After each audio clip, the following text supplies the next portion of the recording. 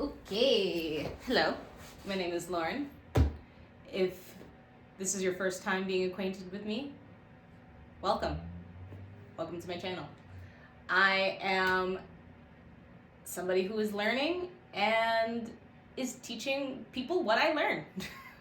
So something that's been coming up a lot today, or that was very evident for me today, is that there are just some people who can only learn through loss.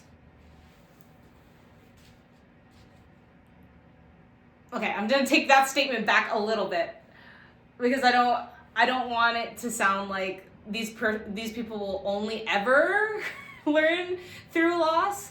I mean, the hope is that eventually they wake up to the cycle that they've put themselves in. But yeah, I've encountered a lot of people who pretty much only learn through loss. And it's because they're so in their heads about some other shit, or they're in the past, they're in the future, they're just not present.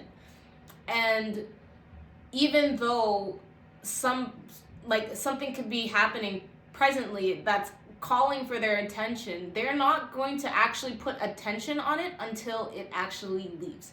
So my best example is, if you've been following this channel and you've seen my deep dive on every relationship that I've had, there was one that I had that was quite emotionally abusive. And I stayed an extra 6 months when I knew I wanted that shit to end.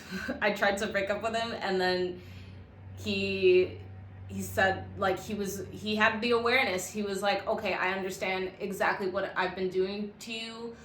I understand that it's wrong. I can't change overnight.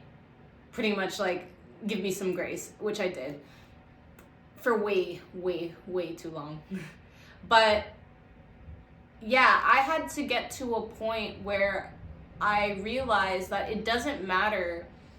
For some people, it doesn't matter how much awareness they have over the situation or over how their behavior is not benefiting them.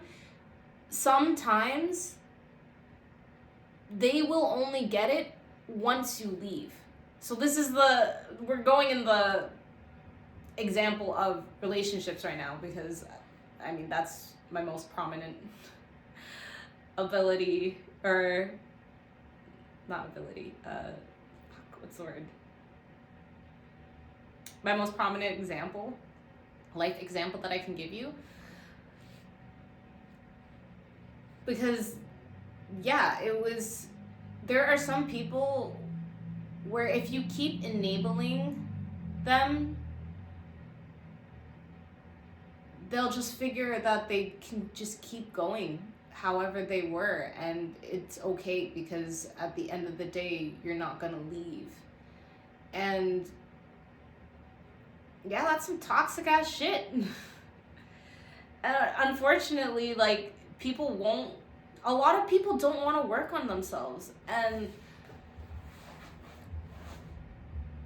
yeah, that's the main thing, is they want to do the bare. There's so many people who just want to do the bare minimum, so they don't realize that that's what they've been doing, or that the bare minimum isn't enough until it is made very abundantly clear that whatever they were doing is not working, and you leave.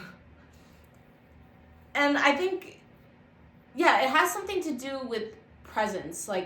It's people who don't know how to be present, because it's that thing of, like I was saying earlier, they're so in their head about either worrying about something that might happen, or they're thinking about something that did happen, and they're projecting all this nervous, insecure ass energy onto you. But it's if they were just present and they were just appreciative of what they had in the moment, then it wouldn't take the loss of that thing to recognize what they had and then to put them in, and then they go in that cycle of now they're in their head about the loss of that, when it's like you could have been in the present for that, and you could have enjoyed it while it was here. Does it make sense? Does this make sense? I hope this makes sense. I think it makes sense. And it's something that I had to learn for myself as well. You know, I used to very much be that type of person that was so focused on things like preventing or like working out why a certain situation unfolded the way that it did, and then preventing that from happening again in the future, when I should have just been enjoying whatever I had going on in the moment. You know, I'm a person that has really, really big dreams. And which is a great thing. I think everyone should have big dreams, or dreams in general. Like, everybody should have something to aim for. But I've talked about this as well. I think the video is about how to think about the past and the future without living too much in either of them. And it's for this reason. It's because presence, like, nothing can replace presence. When a moment, we only get the moment that we have right now. So when it's gone, sure, we can grieve it, but it's like, to hold on to it just means that you're further not living in now. That's something that I'm really starting to understand through what I'm learning with Buddhism is, yeah, it's just like a lot of us get trapped in thinking about things that we don't have, things that we did have but don't have anymore. Or, you know, like looking towards when we're going to get something better than what we have now. But it comes down to that saying, you know, that there's a version of you that prayed for all the things that you have right now. And it's true. It's like, if more people were able to see how beautiful their life is now, despite all the things that seem like they're against you, we would have a much more beautiful world, bro. It would be a lot more blissful if people could just be in the moment. But I mean, it's something that's also programmed into us to not really, or, you know, to not be present, pretty much. It's a sales tactic in a way. You know, we have social media, we have even regular media.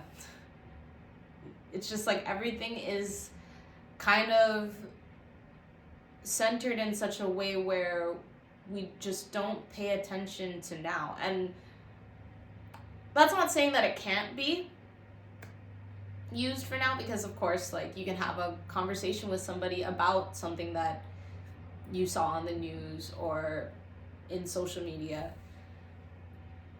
But a lot of us don't. I was talking to I think one of my high school friends, because lately what's been going on with that group is, well, we had two friends that were fighting, and then I actually opened up about some stuff that I guess I didn't think was important, but I also didn't realize I had actually been carrying with me for all of these years. And in that, I've had a lot of I guess more personal conversations with individuals in my group of friends. And with one of them, we were talking about how, you know, sometimes because we have such a long friendship, we just kind of assume that, you know, we're all close. But at the same time, we aren't as close as we used to be. You know, we used to spend every single day together because that's how high school worked. That's how school worked. And we used to have a lot of free time, but now people are in relationships, people are starting families, and sometimes we're only able to get together for special occasions and, you know, these really beautiful moments, but we don't get the chance to be raw with each other anymore. We don't have hours-long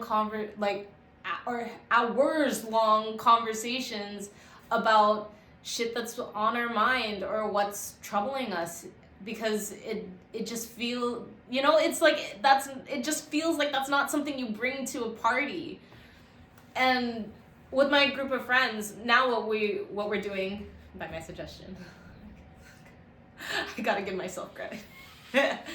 We're gonna do monthly phone calls now just to catch up, because yeah, it's like there's only so much that you can know from social media. Oh, that was the other thing. So it's like we assume that we're all close and we know what's going on because we've had this long-standing friendship, and because we all have social media and we can all see what, you know, is going on in, for the most part, in people's lives. But at the same time, social media is like this much of what the actual experience is, and it's only what you want to display. Nobody really wants to display hard shit, or like, you know, you don't want to, most people don't want to document that. Or at least like on Instagram and stuff. And when people do, it is kind of weird. I'm not gonna lie. I've had some friends who are not friends. I've seen some people, you know, do things like post. There's a debate about this, I feel like. Because yes, you should be able to express your raw emotions, but I feel like there is something very performative about going through, like, if you're like crying and you're in the middle of crying, I feel like there's something super performative about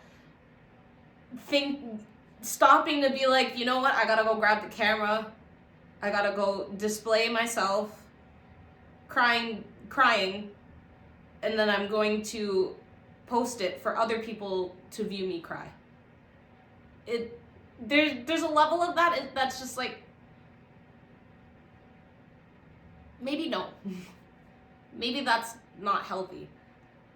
That is not the form of expression that you should go with. Talking about it after, and talking about maybe why you were in an emotional state, much healthier. Don't reach for the camera in the current emotion. And I think that's a lesson in itself, is that I think while emotions are being expressed, actually, I'm going to stop myself there. That's not, I'm way off. I don't even know where the fuck I was. I don't know where the fuck the message was from before. Oops. Okay, but I remember I was talking about my friends, and how we think that because we watch each other's social media that gives us insight into other people's lives. And you know, I used to get that sometimes, where some of the reason I am somebody who doesn't post too often. Recently I have been posting more as part of my confidence journey and my healing journey. But some of the reasons why I didn't used to post is because I really hated when I would post something and then I'd see somebody in person and I'd want to talk about it, and then they'd be like, oh yeah, I saw that one. I saw you posted it. Okay. So you don't want to hear about it. You already know. So sorry. And yeah, I feel like there's a level of that goes around with a lot of people, where you think you know things about people's lives, but you only know what they chose to tell you. And I mean, yeah, it sucks because it's like when you bring up something that you already recognize, it's like a lot of what people don't do is say, "Oh, I saw it, but I'd like to hear more about it, or tell me more about it."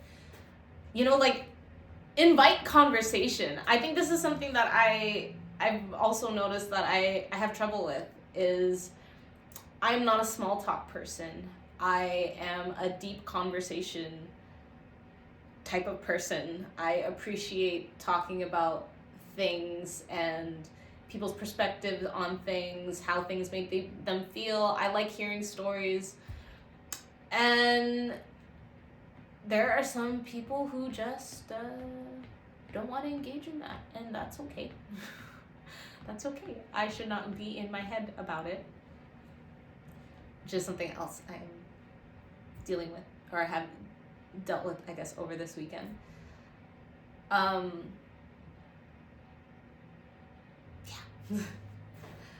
So, all right, let's bring it back. What the topic was people who have to learn through loss. So, yeah, I know a lot of people like this. I think my mom is one of these people as well, where,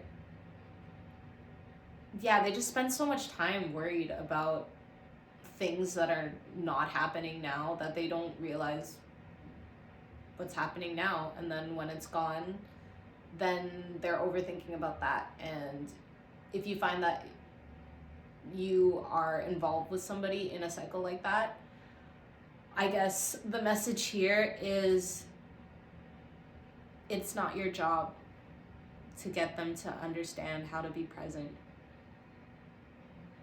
It's not your job. And while everybody is capable of learning and growing, some people won't get it until they have gone through the loss. So I'm getting the strong urge to say, if you're in a relationship or you're dealing with somebody, it doesn't have to be just romantic. It could be family too, because this is something I experienced with my mom. But don't feel bad about choosing yourself and removing yourself from a situation, because sometimes that's just how people have to learn.